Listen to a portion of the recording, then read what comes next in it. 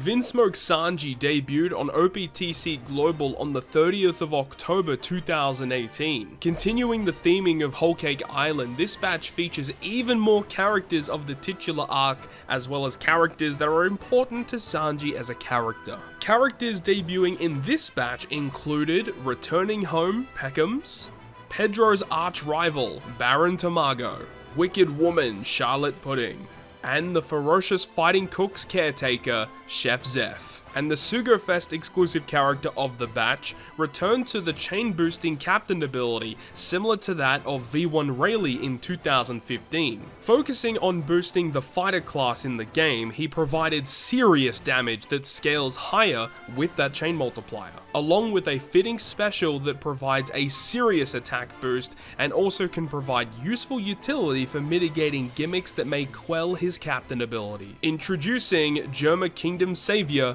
Vinsmoke Sanji. In this series, we'll be traveling back in time to experience some of the older Sugo-Fest exclusive characters in their prime, aiming to show just what it was like to use these characters on their debut. I hope you enjoy the video, and without further ado, let's enter the Legends of OPTC.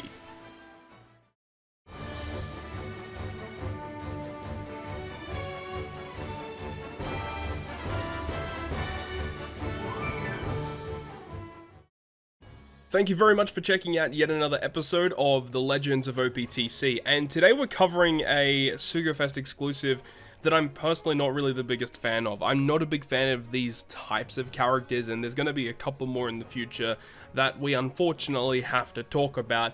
But we've got V2 Sanji, and even on release, a lot of people didn't really like this character that much. I mean, there are obviously a few people in the community that like the design of this type of character.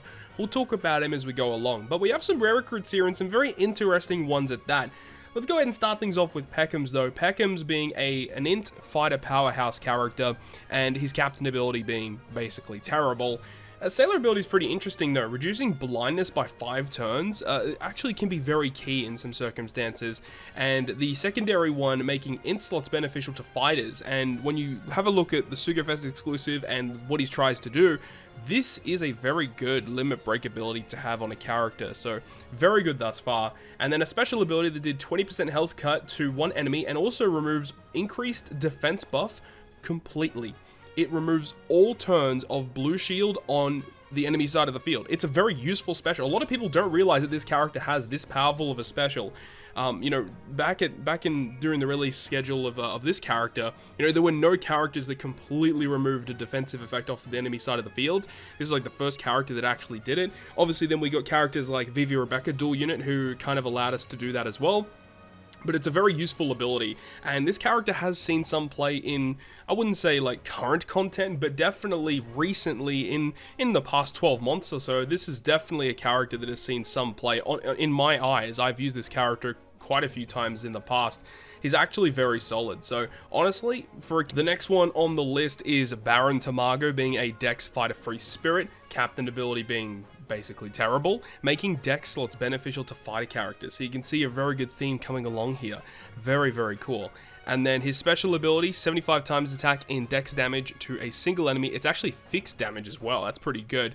And it goes through all defensive effects. And if your captain is a fighter character, it changes all slots, including block, of fighter characters into matching slots. So he essentially is only really used to give you beneficial slots.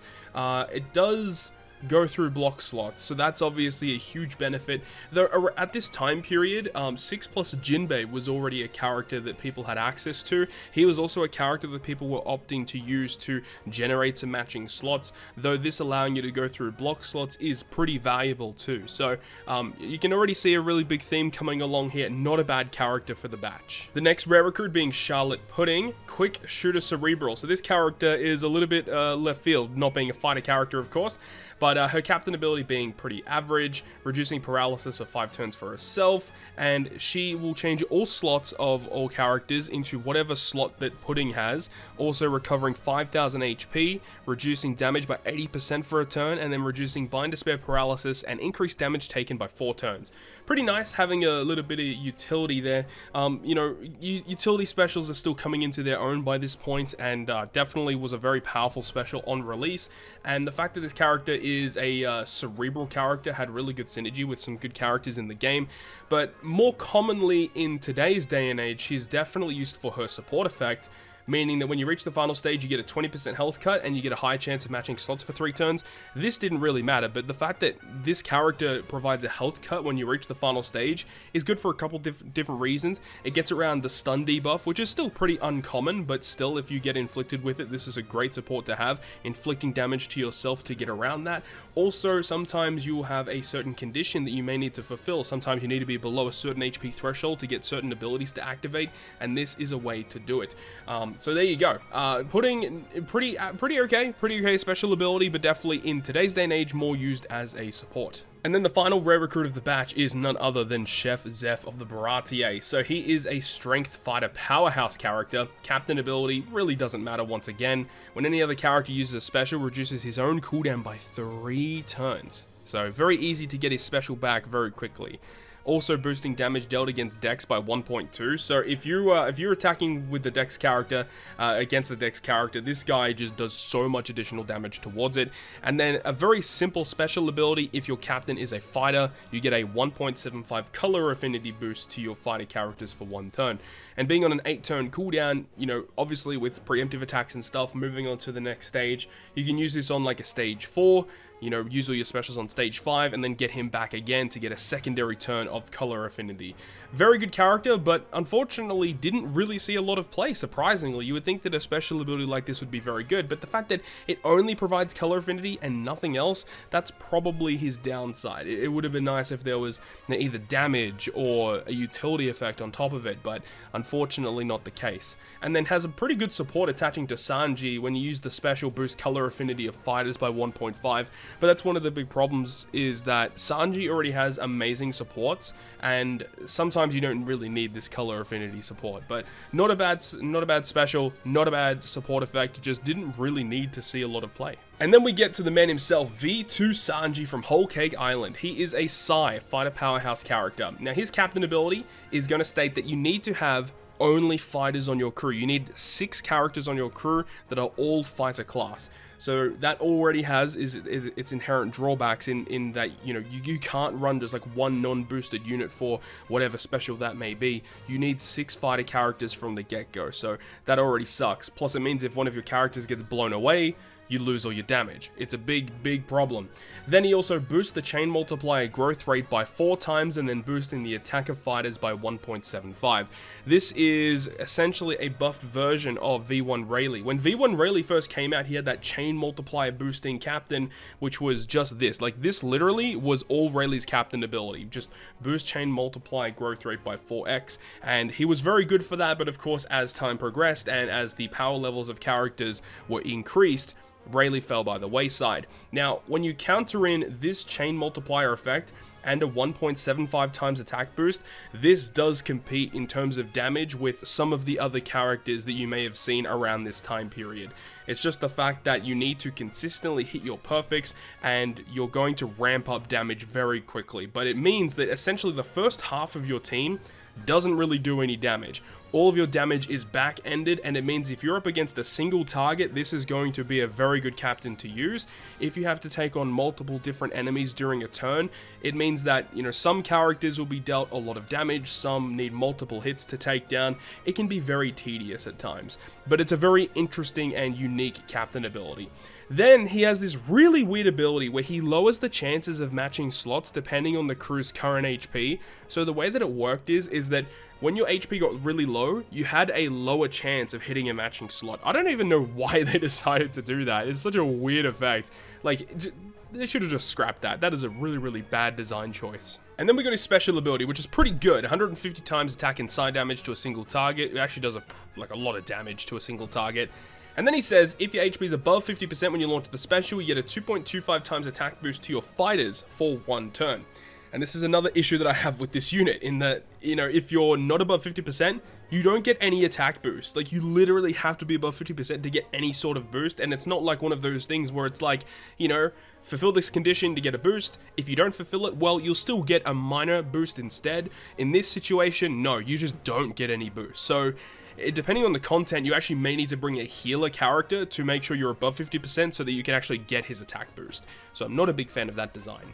And then he says that if he is your captain, or your friend captain, guest captain, whatever it is, he reduces chain lock and chain coefficient reduction by 10 turns. That's a very good effect considering the way that this character is designed.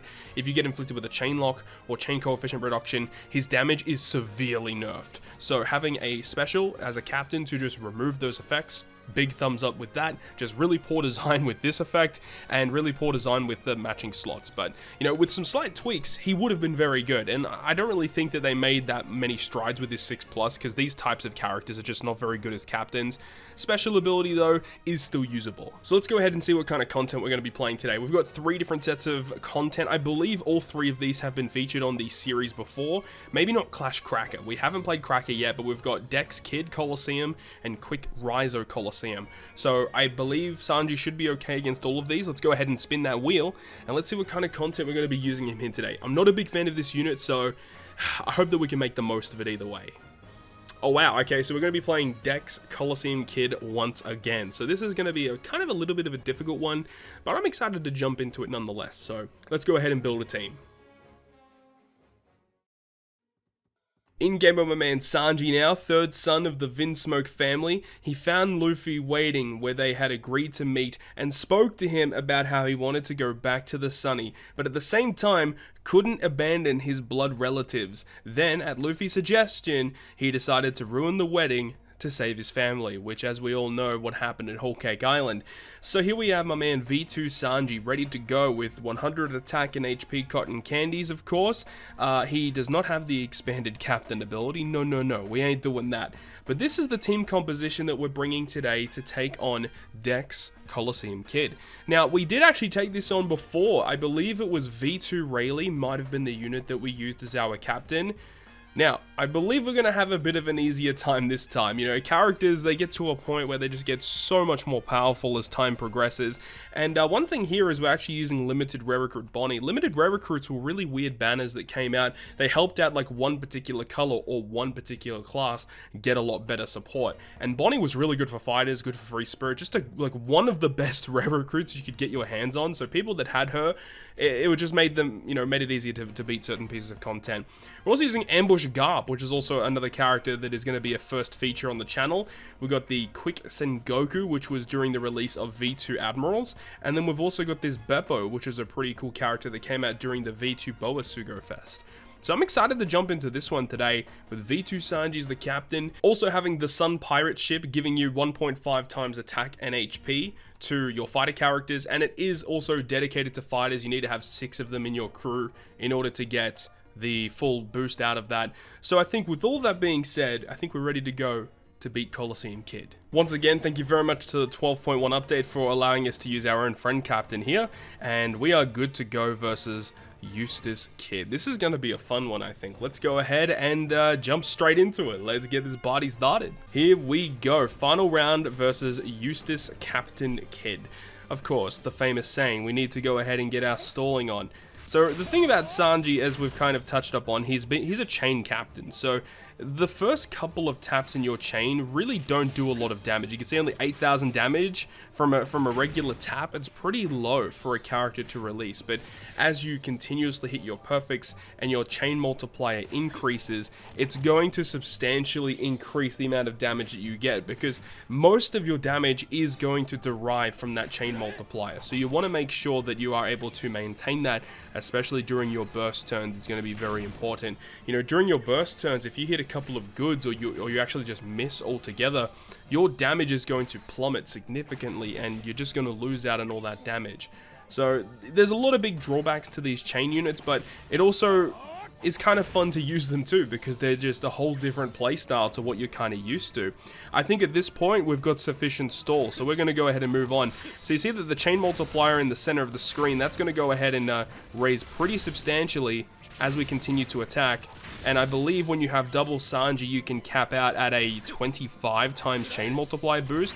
And, you know, if you have chain boosting effects, chain multiplicative effects, it only makes these units stronger, right? So we have Battle 3 here with Heat and Y. We get a full board of strength slots, and that's why Garp is going to be pretty awesome here, because his crewmate ability makes strength slots beneficial to our fighter characters. And the really cool thing about this is that the slots are going to be locked for 3 turns, so we're going to have a full board of matching slots for the foreseeable future in this content, which is so good.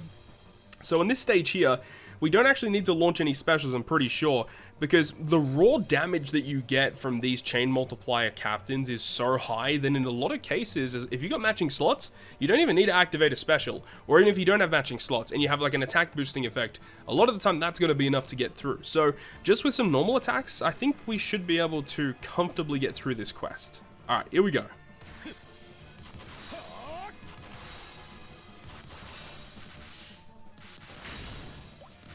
Yeah, pretty easy. 3 million damage, and we still had one more character to attack with the high chain multiplier there.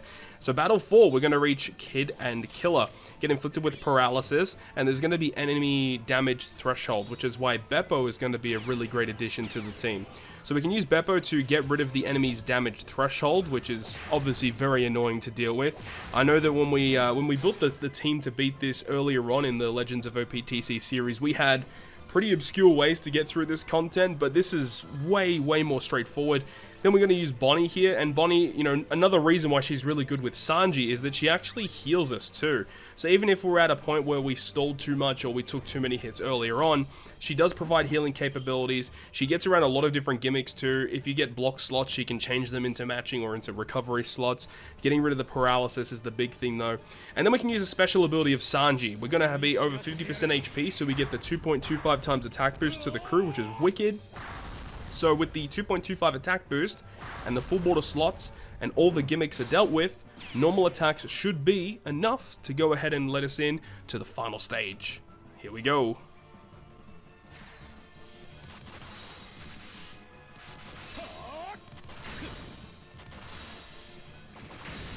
And there we go, 5.1 million damage and still had one more character to attack. So you can imagine the damage would have been pretty high. Probably would have been close to 10 million, I would say.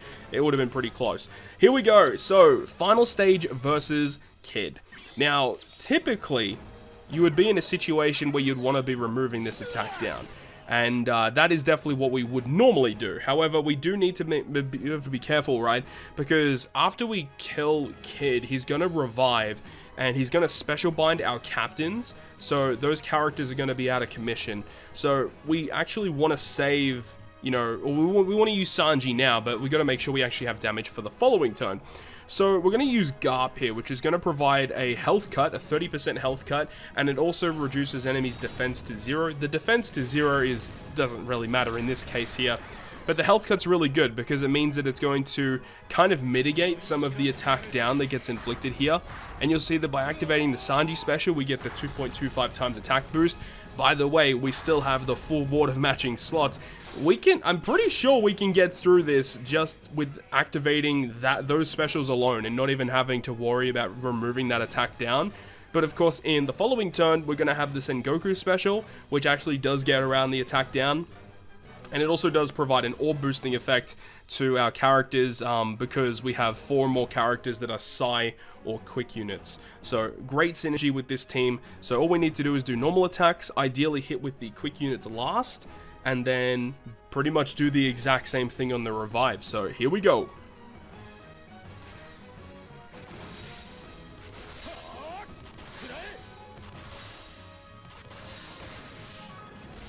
Lovely. Mr. Perfect there, so we could have got a little bit more damage, but it is what it is. And then he's going to revive. He does put up a perfect barrier, so we have to deal with that. Obviously, hitting a perfect is going to be fine.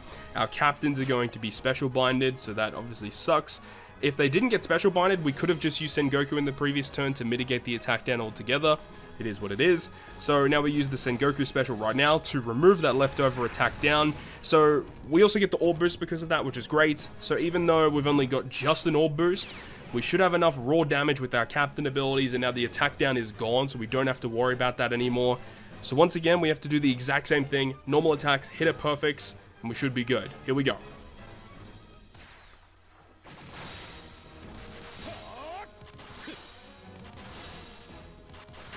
wow, we still had another character to attack as well. So yeah, you see like these older Colosseums, they didn't have absorbent amount of HP as you see in today's day and age, you know, with like 40, 50 million HP. So there we go, V2 Sanji dominating this Colosseum without any hassles whatsoever. And despite the fact I'm not really the biggest fan of this character's design, it is very satisfying being able to use these chain captains, seeing that chain multiplier reach such absurd numbers that you don't ever really see. It's just satisfying to use. So with all of that, that is going to wrap up yet another episode of the Legends of OPTC, and looking forward into next week's video, we're going to be covering one of the biggest character releases in the game's history, and that character is none other than V2 Gear 4 Luffy, the Quick Gear 4, the one that super evolves into Snake Man Luffy. That's the character we're covering next week. A massive release. That character was easily the best legend in the game when he came out. It was such an enormous bit of power creep, and along with that Luffy, there was a secondary legend with that being Nami. So we're going to be able to utilize those characters in their batch in next week's episode, so it's going to be a bunch of fun to use them. So hopefully you guys enjoyed this video today with Sanji, and if you guys did enjoy the video, make sure to go ahead and leave a like, and if you want to stay up to date with all of the content that I post, including more One Piece Treasure Cruise content, make sure to hit the subscribe button down below. But on that, guys, I will see you guys within the next video.